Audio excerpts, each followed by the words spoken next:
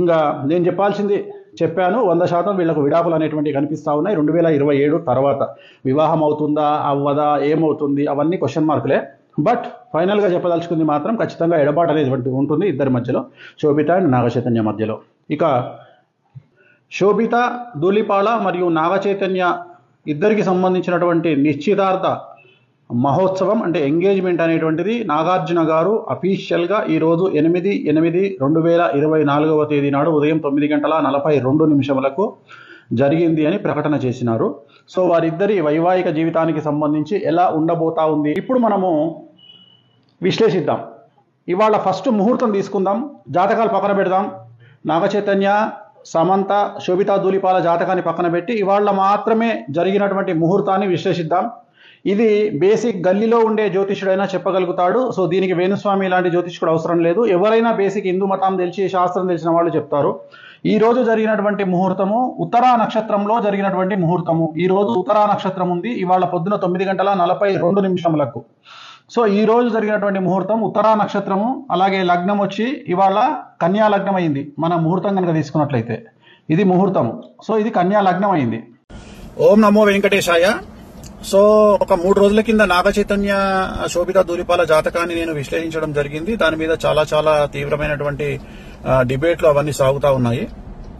So నేను ఆ జాతకాన్ని చెప్పడానికి ప్రధానమైన కారణం ఏమిటంటే నేను ఇంతకుముందు సమంత నాగచైతన్య జాతకాన్ని చెప్పి ఉన్నాను కాబట్టి దానికి ఎక్స్టెండెడ్ గా ఈ జాతకాన్ని చెప్పడం జరిగింది తప్ప నాకు మళ్ళీ నేను ఇచ్చినటువంటి మాట మీదనే ఉంటాను, సెలబ్రిటీ జాతకాలు చెప్పను అని చెప్పాను. నేను ఇక మీద సెలబ్రిటీ జాతకాలు చెప్పడము మానేశానని చెప్పాను. అదే మాట మీద ఉంటున్నాను. నేను కంటిన్యూ చెయ్యను. సో ఆ చెప్పాల్సినటువంటి పరిస్థితి కూడా లేదు. సో సెలబ్రిటీ జాతకాలు కానీ రాజకీయ విశ్లేషణలు కానీ నేను చెయ్యను అని చెప్పి మీకు నేను మొన్న 2 నెలల కింద నేను ఒక వీడియో పెట్టి ఉన్నాను.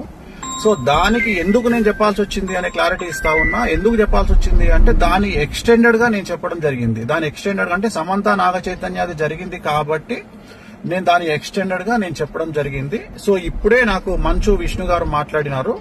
సో మా ప్రెసిడెంట్ మంచు విష్ణు గారు మాట్లాడినారు. నేను వారికి కూడా నేను క్లారిఫికేషన్ ఇవ్వడం జరిగింది. సో నేనేం చెప్పానంటే ఇక మీదట నేను సెలబ్రిటీ జాతకాలు గాని రాజకీయ జ్యోతిష్యాలు గాని పర్సనల్ ఎవరికి సంబంధించినటువంటి వ్యక్తిగతమైనటువంటి అంటే సెలబ్రిటీ జాతకాలని విశ్లేషించేటువంటి అవకాశం లేదు. అది చెప్పను.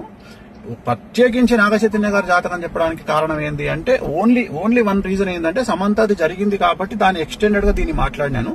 అంతే తప్ప ఇక మీదట నా నుండి మీరు సెలబ్రిటీ జాతకాలు నేను చెప్పను అని చెప్పాను. అదే మాట మీద ఉంటున్నాను. సో మంచు విష్ణు గారితో కూడా ఇప్పుడే మాట్లాడినాను.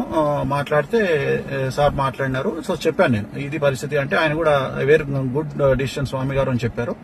సో నాకు కూడా తెలుసు. కానీ ఈ ఒక్కటి చెప్పడానికి కారణం ఏంటంటే ఆల్రెడీ జరిగింది కాబట్టి దాన్ని ఎక్స్టెండెడ్ గా ఇది మాట్లాడాను.